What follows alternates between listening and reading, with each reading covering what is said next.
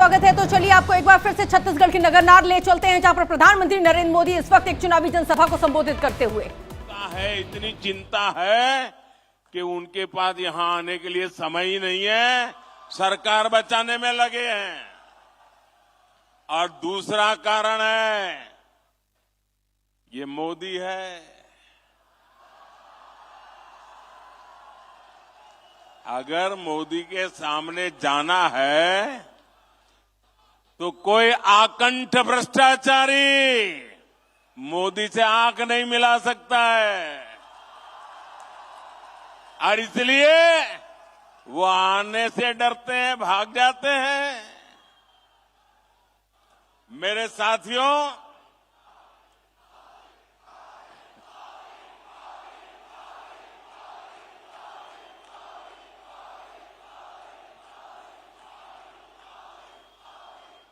ये स्टील का कारखाना, मुझे याद है हमारे बलिराम जी कश्यप उस जमाने से हमें क्या करते थे। इस कारखाने की मांग आप सभी दशकों से कर रहे थे। हमारी जब मुख्यमंत्रियों की मीटिंग होती थी, मैं गुजरात से मुख्यमंत्री के नाते मीटिंग में आता था दिल्ली में, रमन सिंह जी छत्तीसगढ़ के मुख्यमंत्री के नाते आते थे, और हर मीटिंग में रमन सिंह जी स्टील के कारखाने के लिए जोर से आवाज उठाते थे। आपकी आवाज वो वहां पहुंचाते थे। लेकिन आप जानते हैं कांग्रेस ने ये मांग क्यों नहीं मानी? इसके पीछे कांग्रेस के कट, कमीशन और करप्शन की बोलबाला थी, सोच पड़ी थी। लंबे समय तक कांग्रेस की नीति रही है, क्या करते थे? कच्चा माल विदेश भेजो और फिर उसी कच्चे माल से बना महंगा सामान महंगे पैसे देकर के आयात करो। कहते हैं ना, गेहूं बाहर भेजो और फिर ब्रेड बना करके लाओ। क्या ऐसा कोई करता है भाई? ऐसा कोई करता है क्या? आप मुझे बताइए, आप जो घर में चावल खाते हैं तो क्या ऐसा कोई करता है कि पहले उसका धान विदेश भेजा जाता है, फिर वो धान विदेश में धुला जाता है, फिर वो धान विदेश में साफ किया जाता है, फिर धान को वहीं विदेश में भी पकाया जाता है, और फिर वो पका पकाया चावल आपको खाने के लिए मिल जाता है। ऐसा कभी होता है क्या? आप अपना धान, अपना चावल खुद ही करते कि नहीं करते हैं? आप धान भी यहीं उगाते हैं, उसे साफ भी यहीं करते हैं, यहीं पकाते हैं और यहीं अपने घर में खाते भी हैं। लेकिन कांग्रेस को ये करने में कट की कट हो जाती है, कमीशन नहीं मिलता है। इसलिए क्या किया उन्होंने? ये हमारे इलाके में जो आयरन ओर है ना, ये दुनिया का उत्तम से उत्तम आयरन ओर है, दुनिया का। ये हमारे बस्तर में है। लेकिन ये क्या करते थे? आयरन ओर में से स्टील यहां बनाने के बजाय, जिसका कोई हिसाब किताब न हो, कितना माल निकाला पता न चले, जितना उठा सकते हो उठाओ, विदेश भेज दो और बीच में मलाई खा लो। कोई भी सरकार होती तो उसकी प्राथमिकता होती कि यहां बस्तर में ही स्टील का कारखाना लगाए। लेकिन कांग्रेस ने यहां से कच्चा माल निकाला और फिर कच्चा माल ही विदेश भेज दिया। इसमें कांग्रेस के नेताओं ने कमाया, यहां के नौजवानों को कुछ नहीं मिला। बस्तर के नौजवान मजदूरी करने के लिए दूसरे राज्यों में जाने के लिए मजबूर हो गए। लेकिन भाइयों बहनों, ये मोदी है, आपके बीच में पला बड़ा है, इसलिए आपका ही सोचता है। गरीब की चिंता, गरीब के हित, यही मोदी के दिमाग में भरा पड़ा रहता है। इसलिए हमने दिल्ली में, मुझे आपने सेवा करने का मौका दिया, हमने बस्तर में स्टील कारखाने का काम तेजी से पूरा करवाया। भाजपा सरकार ने लगभग 24,000 करोड़ रुपए स्टील के कारखाने पर लगाए। इससे इस क्षेत्र के 50-55 हजार साथियों को रोजगार मिलना तय हुआ है। सरकार ने यह भी तय किया है कि स्टील की जो प्लांट की क्षमता है उसको और बढ़ाना है, मुझे और पूंजी लगानी है ताकि ज्यादा लोगों को काम मिले। यानी स्टील प्लांट पर अब जी हजारों करोड़ रुपयों का और निवेश होने वाला है। और जब ज्यादा निवेश होगा और बड़ा कारखाना होगा तो पूरे विस्तार की किस्मत और तेजी से बदलने वाली है। अब मैं आपको बताता हूं, मेरे यहां गुजरात में स्टील बनाने का एक कारखाना है। वहां तो आयरन ओर भी नहीं है, हम बाहर से लाते हैं। लेकिन स्टील कारखाना होने के कारण कार बनाने के अनेक कारखाने वहां लग गए, गाड़ियां बनाने, क्योंकि स्टील की उनको जरूरत थी, पास में ही मिल जाता था। अब यहां स्टील बन रहा है ना, और भी कारखाने यहां लगने वाले हैं। और यहां पर करीब 1.5 लाख साथियों के लिए नौकरी की, रोजगार की संभावना बनेगी। और मेरे शब्द लिखिए भैया, आज छत्तीसगढ़ का नौजवान रोजगार के लिए बाहर जाता है, एक दिन ऐसा आएगा हिंदुस्तान के नौजवान रोजगार के लिए बस्तर आना चाहेंगे, बस्तर आना चाहेंगे।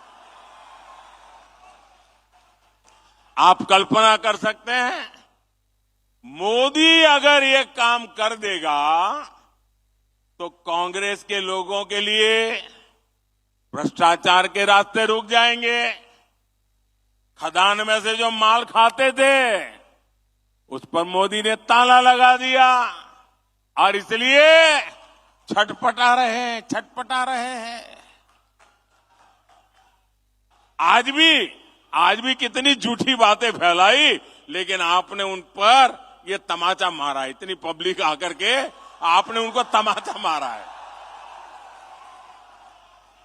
झूठी बातें फैलाकर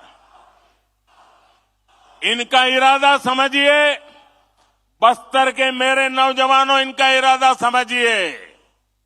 ये झूठी बातें फैलाकर ये स्टील प्लांट को भी हड़पना चाहते हैं। इस स्टील प्लांट को भी कांग्रेस ही अपने बच्चों, अपने रिश्तेदारों की तिजोरी भरने का माध्यम बनाना चाहते हैं। लेकिन मेरे बस्तर के भाइयों बहनों, ये मोदी की गारंटी है, ये मोदी नहीं होने देगा।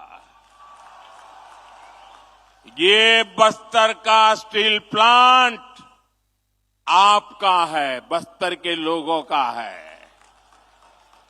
इस स्टील प्लांट के मालिक मेरे बस्तर के लोग हैं, मेरे छत्तीसगढ़ के लोग हैं। मोदी इसका मालिक नहीं है, मोदी इसका मालिक नहीं है, और न ही कोई दूसरा नेता, कोई कांग्रेसी को मैं इसका मालिक बनने देने वाला हूं। इस प्लांट के मालिक सिर्फ और सिर्फ बस्तर के मेरे भाई बहन है। ये हक आपका है, कोई आपका हक छीन नहीं सकता है। इस पर कांग्रेस के नेताओं को किसी भी हालत में कब्जा नहीं करने दिया जाएगा। उनको कटकी कंपनी, कमीशन कंपनी, भ्रष्टाचार, बेईमानी करने का मौका नहीं दिया जाएगा। आप मेरे साथ सहमत हैं? तो एक काम करिए, अपना मोबाइल फोन निकालिए और उसकी फ्लैश लाइट चालू कीजिए। मेरी इस बात के समर्थन में अपने मोबाइल की फ्लैश लाइट चालू करिए। शाबाश, देखिए, वाह, दूर दूर तक शाबाश। ये ताकत है। वाह, देखिए, ये मीडिया वाले आपकी फोटो निकाल रहे हैं। देखिए, ये समर्थन है। ये स्टील प्लांट के लिए समर्थन है। कैसा झूठ बोलते थे, और ईमानदारी देखिए, ये सच्चाई यहां देखिए। बहुत बहुत धन्यवाद मेरे बस्तर के भाइयों बहनों।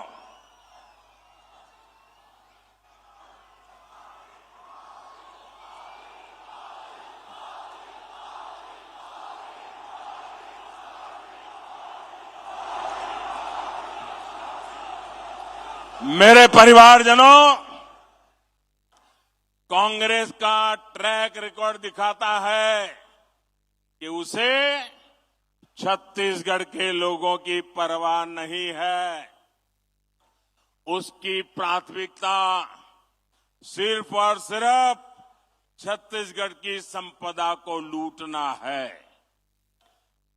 छत्तीसगढ़ की खनिज संपदा को लूटने भी कांग्रेस ने कोई कसर नहीं छोड़ी।